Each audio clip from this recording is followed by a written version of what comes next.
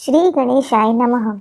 दोस्तों, इस वर्ष माघ मास 7 जनवरी 2023 शनिवार से प्रारंभ होगा और इसकी समाप्ति 5 फरवरी 2023 को होगी। माघ मास महात्म्य अध्याय 1। एक समय श्री सूत जी ने अपने गुरु श्री व्यास जी से कहा, हे आदरणीय गुरुदेव, कृपा करके आप मुझसे माघ मास महात्म्य कहिए, क्योंकि मैं आपका शिष्य हूँ।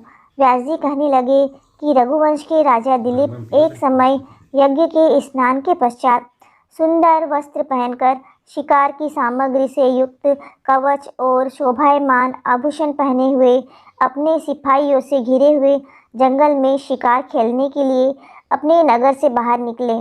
उनके सिपाही जंगल में शिकार के लिए मृग, व्याघ्र, सिंह आदि जंतुओं की तलाश में इधर उधर भटकने लगे। उस वन में वनस्थली अत्यंत शोभायमान हो रही थी।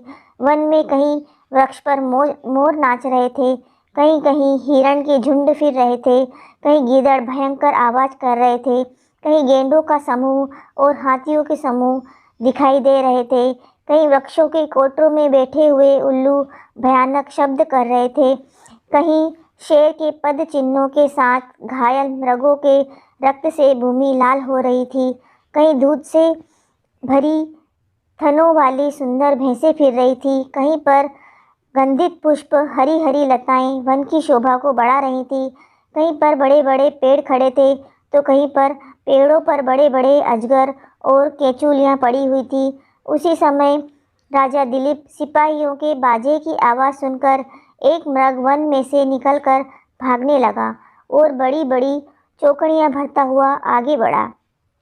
राजा ने उसके पीछे अपना घोड़ा तुरंत ही दौड़ा दिया, परंतु वह हिरण पूर्ण शक्ति के साथ दौड़ने लगा।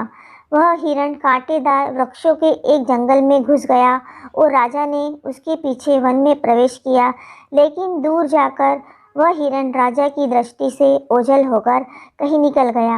राजा निर्जन वन में अपने सैनिकों सहित प्यास के मारे अति दुखित होकर दोपहर के समय अधिक मार्ग पर चलने से सैनिक थक गए और घोड़े रुक गए। कुछ थोड़ी देर बाद राजा ने एक बड़ा भारी सुंदर सरोवर देखा, जिसके किनारे पर घने पेड़ लगे हुए थे।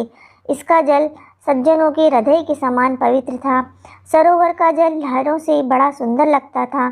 जल में अनेक प्रकार के जल जंतु, मछलियाँ आदि स्वतंत्रता से इधर उधर फिर रहे थे।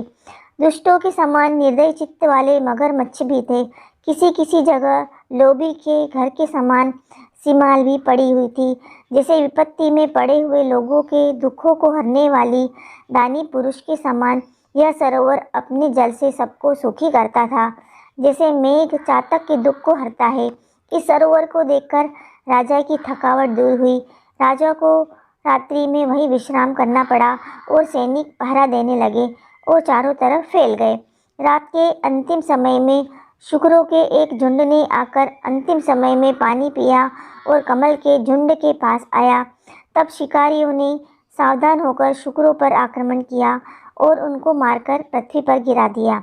उस समय सब शिकारी कोलाहल करते हुए बड़ी प्रसन्नता के साथ राजा के पास आए और राजा प्रभात हुआ देखकर उनके साथ ही अपनी नगरी की ओर चल पड़ा।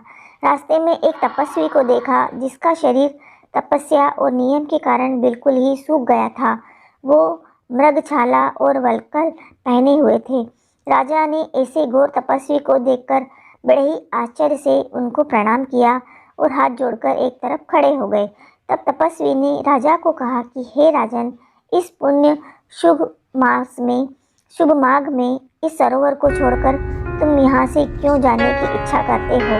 तब राजा कहने लगा कि हे महात्मन, मैं तो माघ मास में स्नान के फल को कुछ भी नहीं जानता।